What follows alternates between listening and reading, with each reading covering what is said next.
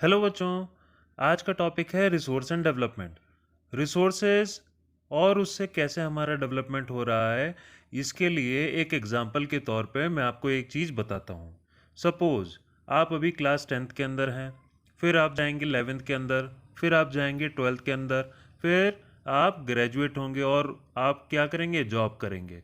और जॉब से क्या होगा, आपकी इनकम होगी। मैं थोड़ा सेल्फिश हूँ, मेरे को चाहिए नेशन का डेवलपमेंट। तो नेशन का डेवलपमेंट कैसे होगा, जब आपकी इनकम होगी, जब आप जॉब करेंगे तो उस इनकम का कुछ पार्ट आप क्या करेंगे, टैक्स के फॉर्मेट में गवर्नमेंट को देंगे, और उससे होगा क्या, मेरा नेशनल डेवलपमेंट होगा।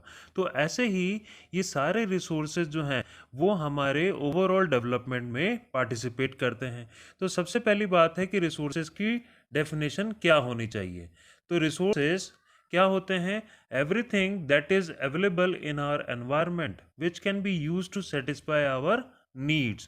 पहले हम लोग 8th क्लास तक ये डेफिनेशन पढ़ते थे कि जो भी चीज़ एनवायरनमेंट में है और जो हमारी नीड को सेटिस्फाई कर रही है वो क्या है, हमारी रिसोर्स है। बट अब हम 10th क्लास के अंदर आ गए हैं। क्या आप जो रास्ते में पेड़ देखते हैं, क्या वो रिसोर्स है? जी हाँ, बिल्कुल है। कैसे है वो, जब हम उस पेड़ को काट के और उससे कुछ नहीं थे, तो यहाँ सबसे है टेक्नोलॉजिकल एक्सेसिबल होना चाहिए, इकोनॉमिकली फिजिबल होना चाहिए, और कल्चरली एक्सेप्टेबल भी होना चाहिए। टेक्नोलॉजिकली एक्सेसिबल, आप इसको इस तरीके से समझिए, यदि मान लीजिए कि एप्पल के 50,000 वाले फ़ोन के सारे फीचर्स यदि एमआई के या एक लोकल ब्रांड के 5,000 वाले फ़ोन में होगा, तो हम बाकी 45,000 रुपये क्यों खर्च करेंगे? सीधी सी बात है। ठीक है, तो टेक्नोलॉजिकली एक्सेसिबल होना चाहिए, इकोनॉमिकली फिजिबल। इंडिया में 3 वर्ड बहुत चलते हैं, सस्ता, सुंदर और टिकाऊ। तो कोई भी चीज़ जब तक इकोनॉमिकली फिजिबल नहीं, तब उसके ऊपर रिसोर्स को नहीं मानेंगे। कल्चरली एक्सेप्टेबल, गाय हमारी माता है, और अमेरिकन्स को बहुत मतलब कि किसी के लिए नॉनवेज जो है वो एक्सेप्टेबल है और किसी के लिए वो एक्सेप्टेबल नहीं है। जैसा कि आप इस डायग्राम के अंदर देख रहे हैं कि फिजिकल एनवायरनमेंट, टेक्नोलॉजी और इंस्टीट्यूशंस, इन तीनों के बीच में क्या है, आपके ह्यूमन बींग्स हैं।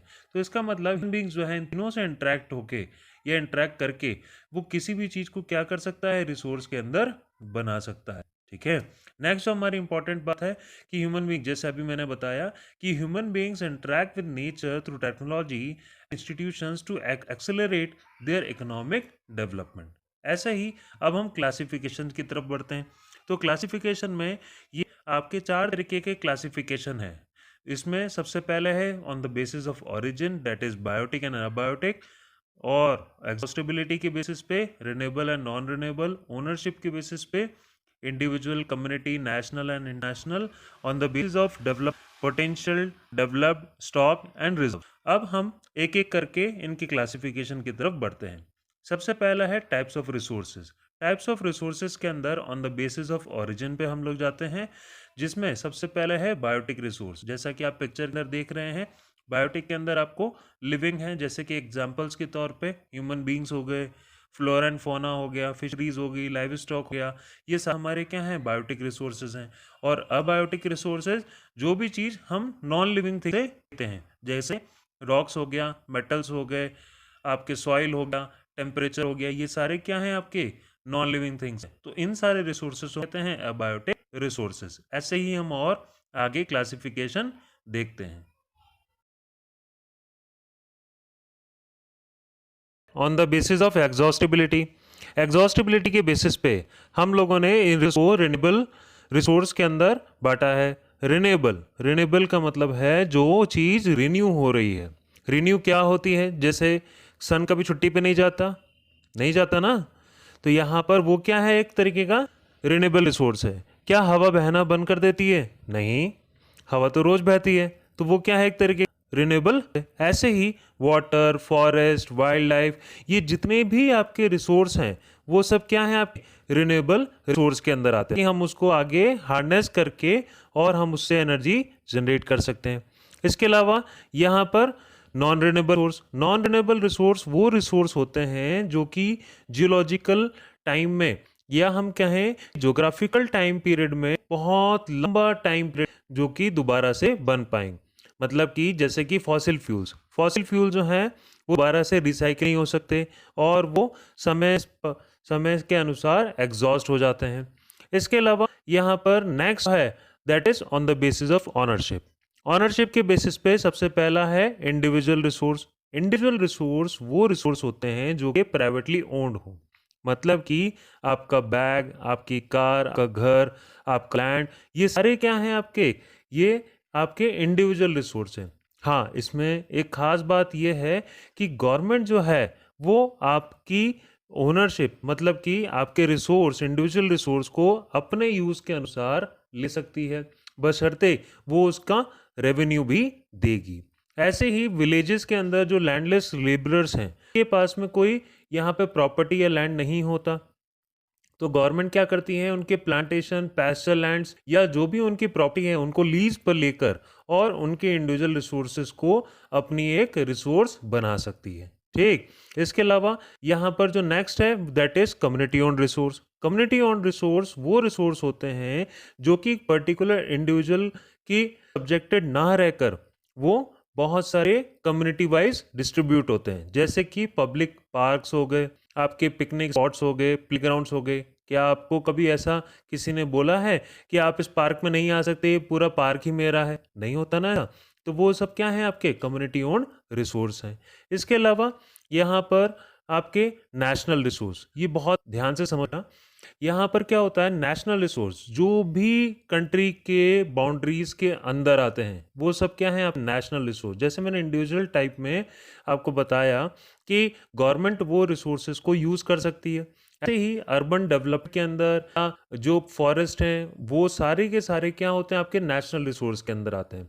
इसके अलावा यहाँ पर जैसे पॉलिटिकल मैप देखा होगा इंडिया का, उस मैप से कोस्टल जो बाउंड्री है उससे लगभग 12 नॉटिकल माइल, लगभग आपके 22 मतलब 22.2 किलोमीटर्स एरिया में जितने भी रिसोर्स हैं वो सब क्या है, आपके नेशनल रिसोर्स है। एक क्वेश्चन मेरे दिमाग में आता है जो कि आपको भी पता होना चाहिए, जो बॉम्बे हाई है अराउंड 80 किलोमीटर्स दूर है हमारे कोस्टल एरिया से, तो वो कौन से रिसोर्स के अंदर आएंगे, आप मुझे कमेंट सेक्शन के अंदर बताना। इसके अलावा जो रिसोर्स है वो है आपका इंटरनेशनल रिसोर्स। इंटरनेशनल रिसोर्स वो रिसोर्स होते हैं जो इंडिविजुअल कंट्री उसके ऊपर क्लेम नहीं कर सकती है, और जो 200 नॉटिकल माइल से बियॉन्ड जितने भी एरियाज हैं वो सब क्या होते हैं, exclusive economic zone. Exclusive economic zone का मतलब होता है कि जहां पर केवल और केवल इकोनॉमिक एक्टिविटीज कैरिड आउट हो रही हैं, तो वो सारे क्या हैं, आपके इंटरनेशनल रिसोर्स हैं।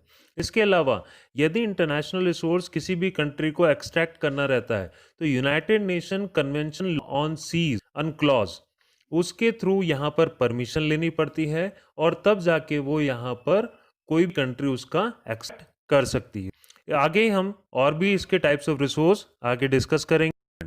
डेवलपमेंट के बेसिस पे रिसोर्सेज को हम लोग पोटेंशियल रिसोर्स के अंदर बांटते हैं।